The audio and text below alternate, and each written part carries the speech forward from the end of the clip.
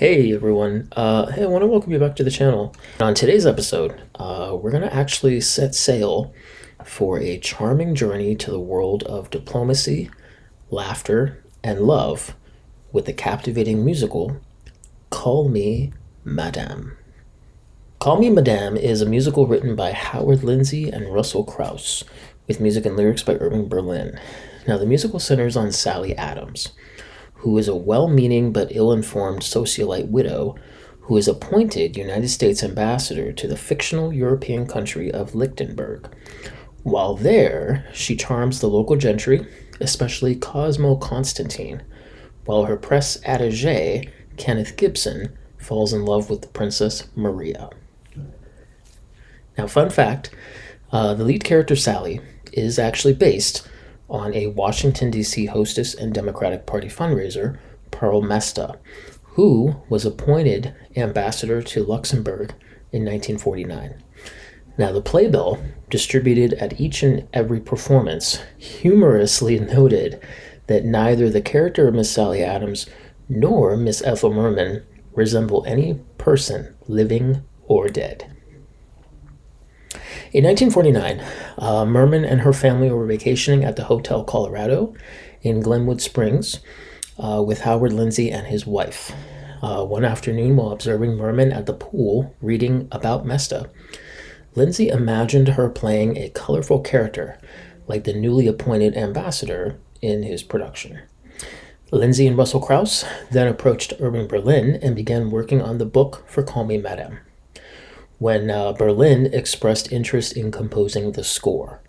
The three collaborators agreed they needed to treat their subject with care to avoid any legal action by Mesta herself. Now, producer Leland Hayward budgeted the production at about $250,000.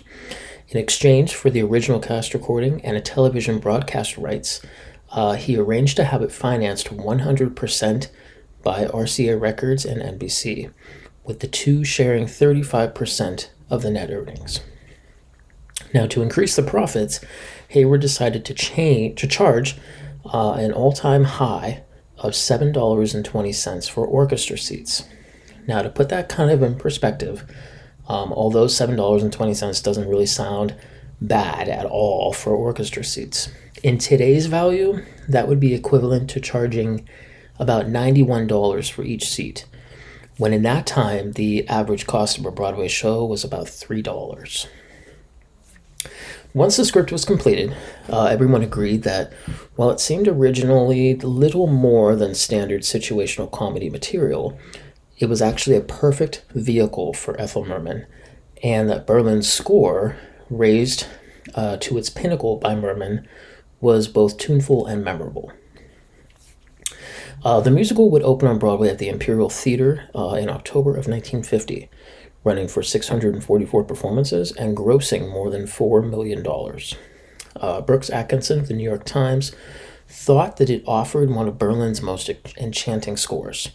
It was fresh, it was light, it was beguiling, and fitted to lyrics that fall out of it with grace and humor.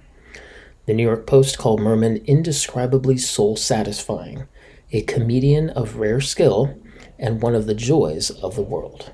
The 1952 national tour of Call Me Madame was headlined by Elaine Stritch, which toured 12 cities with the final show at the Iroquois Park Amphitheater in Louisville, Kentucky.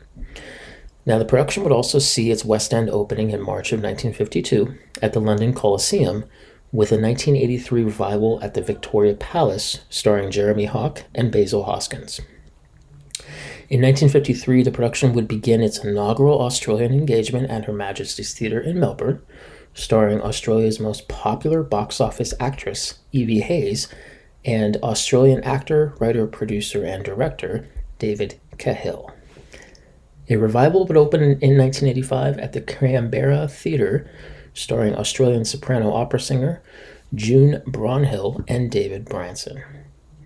Now, in 1995, Call Me Madame returned to the New York stage for the first time since its original Broadway run via the New York City Center Encore's semi-staged concert version starring Tyne Daly.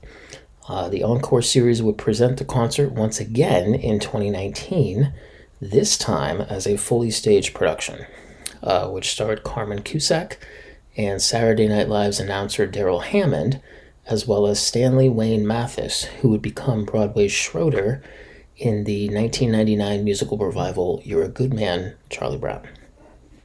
Now, aside from the stage, 20th Century Fox would create a film adaptation in 1953, starring Ethel Merman, George Sanders, and Vera Ellen.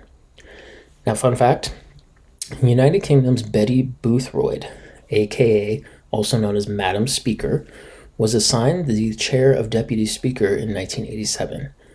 Backbender Peter Pike asked her, well, what do we call you? And drawing from her show business years, Boothroyd replied, you can call me Madam. Today, more than ever, it's crucial to remember the power of diplomacy and the importance of finding common ground amidst our differences. Just as Sally Adams learned to navigate the complexities of international relations, we too can strive to become more informed and engaged citizens of the world. Hey guys, thanks for tuning in to today's video. If you enjoyed this, please comment on what you liked or disliked. I'd love to hear from you. And if you want to see other videos like this, make sure you hit that like button and subscribe. And until next time, that's a wrap.